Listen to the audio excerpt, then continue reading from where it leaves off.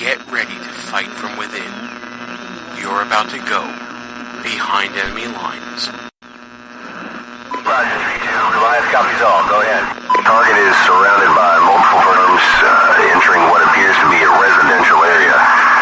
Requesting permission to engage.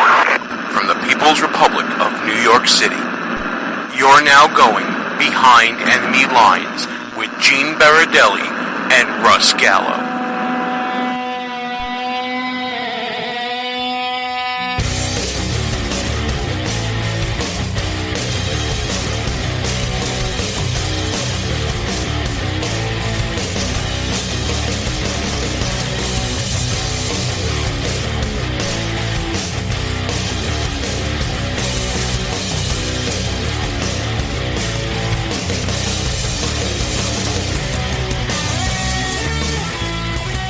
And you are now behind enemy lines. Hey there, how you doing, America? Gene Baradelli here with you, and joined finally after an 8-month sabbatical, Russ Gallo. What are you doing here? Who invited you? Gene is actually whispering because he's double fisting Jack Daniels, folks. Yes, the drink of the night is Jack Daniels, and he's running the board tonight. So who knows? Listen, I want to thank everybody for listening to the show, whether you're listening at www.behindthemoneylinesradio.us or if you're listening on AM radio, FM radio, the internet radios, whatever it may be, thanks for tuning in. Or if we're traveling along with you as a podcast, we're glad to be along for the ride. I'm standing by to reset the clock to 0 days since the last technical glitch, but go ahead, Gene. Listen, it literally is that long. I am so glad you're back because the show sucked without you. Oh, shut up. It's you the told truth, me that though. You were having a blast without me. And that may be true. However, the show actually sucked without you because I missed you, man. It was just, listen, we got a lot going on in our lives now. I moved away from you, you moved away from me. I'm not going to say who moved first, but whatever. All right, let's get back to business. What's going on with FAIR? What is this whole thing about? Here we are at the Federation for American Immigration Reform's Hold Their Feet to the Fire Radio Row event. This guy's getting all sensitive on me. Got so many great guests here. And we're talking to so many great people from, in all walks of life for us. Border Patrol to politicians to journalists and pundits, prognosticators, the usual crew that we normally get. But we did this last year. And the mood here, compared to last year, so much better, so much optimistic. There was a sense of dread almost at the prospect of a Hillary Clinton presidency back when we did this last summer. And now that we're in the midst of a Trump presidency, we're in a room full of optimism right now. I love the theme, though. Hold their feet to the fire. We won. We've won several elections now. Now it's time for them to come through. You know what I mean? It's easy to be in the minority and throw stones. We're in the majority. Both houses of Congress. We got the White House. And arguably the Supreme Court. Arguably the Supreme Court, absolutely. So what's up? What has changed? What's going to change? I want to see results. Listen, some of the best reasons to come here, by the way, is because we are part of the Talk America radio contingent for, the network here. I'm trying to drag people on. Denise Simon's here. The Conservative Cartel guys are here. Ron Phillips is here. Of course, Scott James is here.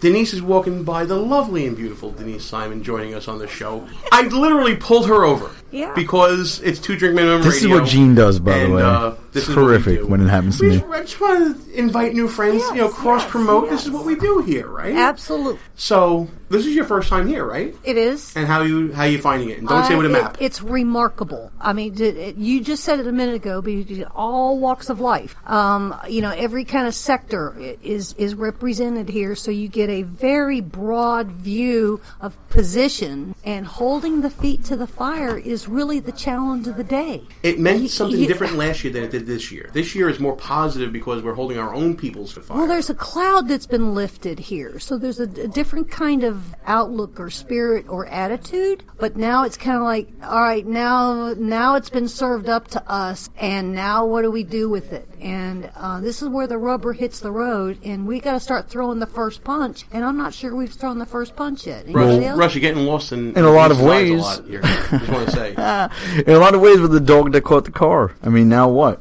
Precisely. What?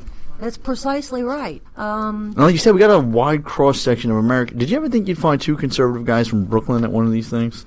Seriously. I just talked to a conservative lawyer from New York, too. I was like, where did that come from? And it wasn't me? A There's lawyer? Another one? No. There's another one? There's another one. Wow. There's another one. That's amazing. I got to find this guy. It might have been you. We got to check how many drinks she's had. Listen, somewhere in the People's Republic of New York City, there is a meeting that does not mean quorum. because we're all here. True enough. So talk about your show a little bit while we're here. How are you feeling about how it's going so far? I am delighted. My show is the Denise Simon Experience, and I air on Thursday nights at 9 p.m. And my show crosses all kinds of topics. I mean, I get in from the sublime to the ridiculous. That's just what we call Russell on the show.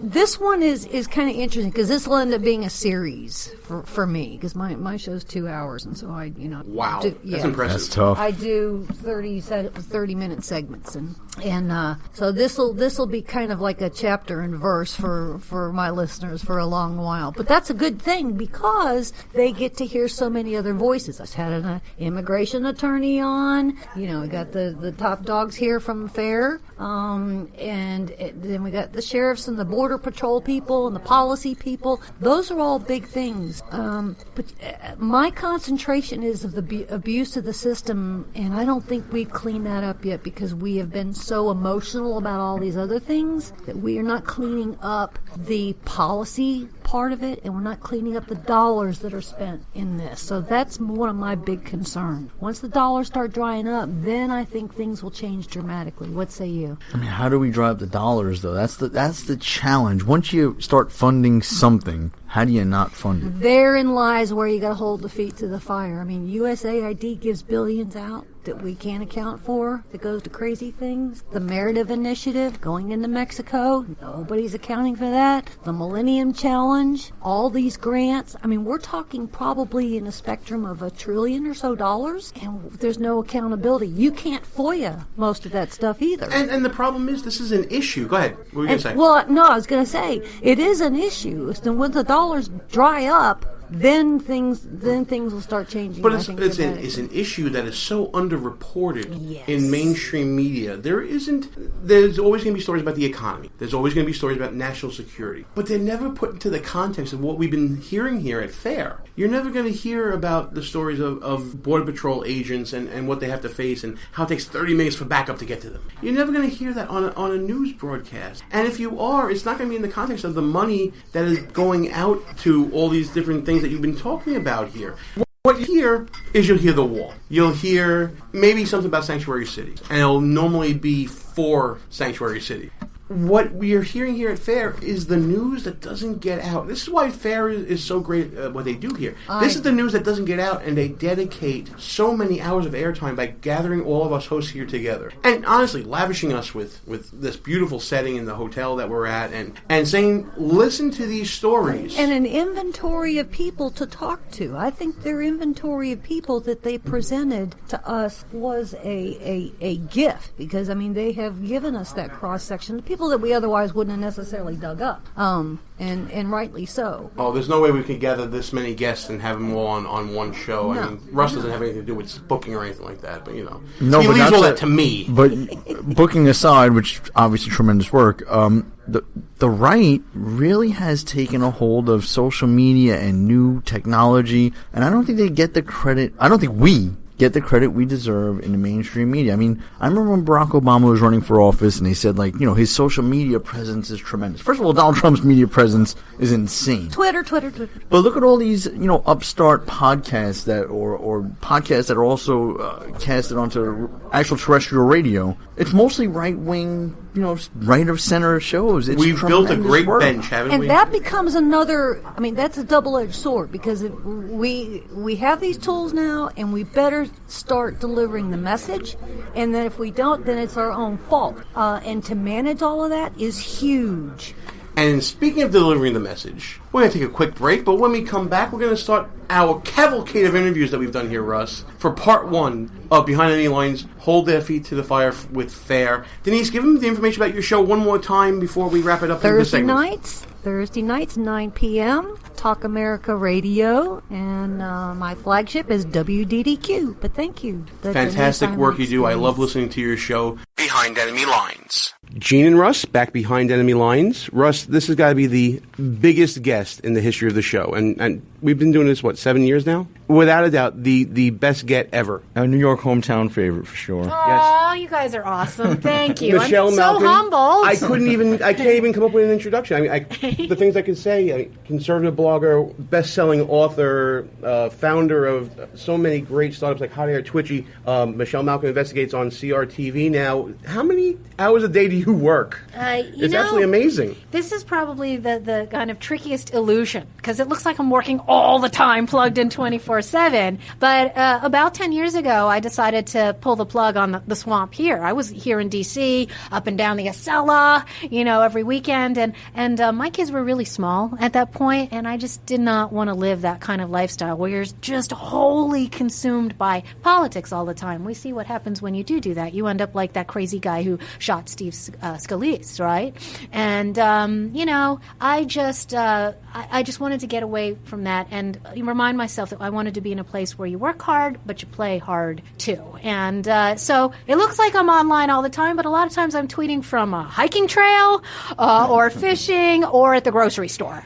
and that's awesome, but it's not just that. It's that you left the swamp and your influence grew exponentially beyond the confines of this area. Yeah, it's an amazing thing. I feel blessed every day to be able to make a living exercising the First Amendment. And I think I recognized, I give President Trump absolute credit for using social media to circumvent mainstream monopolies and not being beholden to, these coastal bubbles and coastal elites. But I did see that early on, and it's why new media and alternative media were such a key part of, the development of my career, going from corporate media newspapers to TV, and then founding my own 2 internet companies. And now, of course, with CRTV, doing internet broadcasting and the kind of investigative journalism that I've always wanted to do in a visual, format. It's your show, your control, you're calling the shots. Mine. But it's also that freedom to know that the product will come out the way you want it to and not be edited by somebody else who has no connection